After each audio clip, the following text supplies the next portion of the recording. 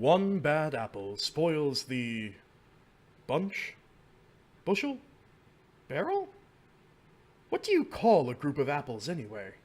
A tree? Oh my god, shut up, Brian!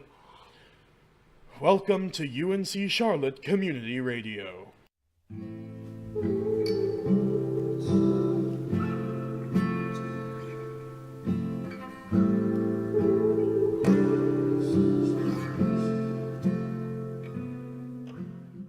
I bid you a good morning, my well-armed, vigilant, and ever so slightly smaller group of listeners.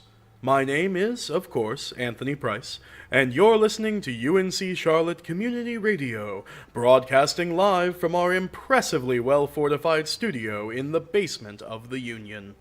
Our well-fortified studio, from which we've been watching all night, caffeinated to the point of toxicity. We were going to leave to join you all for the game last night, but there was a frog sitting in the walkway outside the door, and I swear to you, he was up to something. Anywho, the news. The UNC Charlotte Esports League, the Keyboard Warriors, have returned victorious from another away game, trouncing the NC State honorary Koreans in a blistering 14-hour StarCraft II marathon, and will be back on campus this afternoon after Mayor Roberts' impromptu ticker tape parade. Representatives from the chronically underfunded UNC Charlotte football program have decided to metaphorically rain on this literal parade, complaining that a $20 million budget makes no sense for a team which can play every game literally at home, and that they've had to scrape by making footballs from discarded Chartwell's hamburgers. A representative from the Keyboard Warriors, who identified himself only as Swags, responded in a measured press release, where he instructed the nerds over in the football program to get good if they don't want to remain as such scrub lords. While I can't disagree with his logic, we here at UNC Charlotte Community Radio would like to remind everyone that bullying, especially against such traditionally marginalized and stigmatized groups as football players, is wrong and contrary to our campus's honor code. Parking Services today released a statement in partial response to the overwhelming hate mail they have received for insufficient parking spaces, or being money-grubbing lampreys out to rake anything from me that my ex-wife didn't suck out in the divorce. That last one was from Professor Dason, who, between you and me, is not handling her breakup well. Parking Services say they are aghast that some people still cannot find parking spaces, and claim to have quadrupled the number of available spots on campus over the last 6 months. That does not seem right. More on that as we investigate. Finally, a severe weather warning early this morning. The student government secret police have issued the weather a severe warning, telling it to stop that this instant if it knows what's good for it. Today, we've got a few items on the calendar, but first, I wanted to bring in some useful, real-world experience. Here with me enjoying a, would you say passable? Yeah, it's not shit. A passable cup of coffee. We have UNC Charlotte student and professional survivor, Matthew Blazer. Howdy. Well, Blazer, it's a pleasure to have you here with us today. In these tumultuous times, we can all use the advice of a man with such experience with the real world. Tell me, what is it exactly that you do? Well, I suppose you could say I'm in the business of provision protection.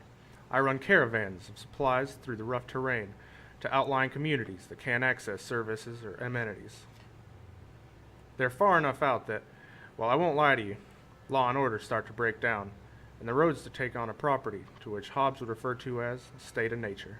Nasty, violent, and often sexual? 3 for 3. So the goods I'm carrying are under pretty much constant threat, and I've developed a certain set of skills to help protect them.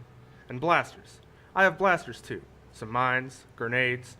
Honestly, most of my skills involve explosive chemicals of one sort or another. So your caravan, it's pretty safe? I mean, it's as safe as it can be, traveling over that much broken terrain. We've still lost people, still lost cargo. It's all right, Blazer. Matthew, it's all right. You can talk here. Thank you, Anthony. Can you tell me what happened? Well, at the start of these troubles, I was hauling a load of consumables when I don't know what you call them. I've just been calling them the Smilers. They came out of the woods in force. My partner, Sierra, she was on point. She barely had a chance to scream before they were on her.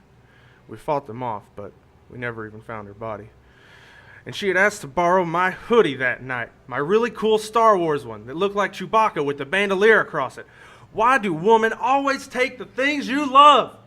I don't know, Matthew. I've literally never let anyone close enough to me to hurt me. Except for Ruthie, of course. But you never hurt Papa, would you? Would you? Oh, you rolled over. You're just so adorable. Maybe you have the right idea then. Let's talk about something less emotional. You mentioned long travels, broken road. I know your caravan leaves from the student union. Just how far have you gone? Oh, all over. But my current route, the farthest I go, is to the engineering half of campus. Wow. You're not kidding. That is a ways. The outskirts, mind. Those who dwell in studio, long may their sleeplessness reign, they don't take kindly to visitors. They only trust me to the edge of their territory because I used to be one of them. Of course. What sorts of good do you transport for them? Oh, you know, just the essentials. I bring stimulants, Red Bull, amphetamines, whatever, over to the engineering buildings, as well as food supplies. As long as they get the stimulants, they're happy, so food's mostly just this nutrient-rich slurry I developed. Then on the way back, I bring their children, to be raised in the light of civilization, with the hopes that they might escape the cruel fate of studio and its all-consuming glory. Children? So, the engineers over there, they're... Doing it? Shit, yeah. They don't sleep anymore, but you gotta do something while you're waiting for a model to render. It's like frickin' rabbits some days. Thank you for joining us, Blazer. When we come back, the community calendar. But first, a word from our community sponsor, Red Bull. Oh my god! It gave me wings!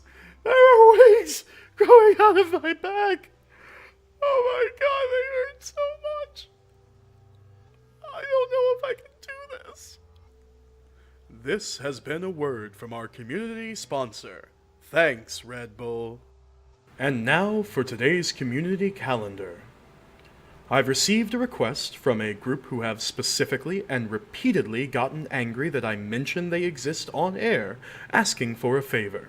Apparently, one of their contacts, who is in no way a sleeper agent and is totally not suffering from accidentally flawed programming, may or may not have gotten lost on campus. A search party has been organized. Meet at the Union at 11 to help join it. The alternate historians have received a message from a parallel timeline, one where we're under attack by, get this, robots. Wouldn't that have been a lot more fun? Anyway, they need help deciphering the message, and apparently there's some sweet, sweet parallel universe prizes involved. So why not meet them at 1 p.m.? And, at 3 p.m., Blazer will be setting off with a caravan from the Union. A vague and menacing government figure has suggested that the caravan might come to an untimely end, so he's shelling out the dosh for caravan guards. Meet him in front of the Union Starbucks to get in on that action. That's all from us this morning here at the UNC Charlotte Community Radio Broadcast. I've been Anthony Price, and as always, it's my pleasure to wish you a fantastic rest of the day. I will be with you tonight for our evening broadcast. In the meantime, be safe, Charlotte. And if you can't be safe, be useful.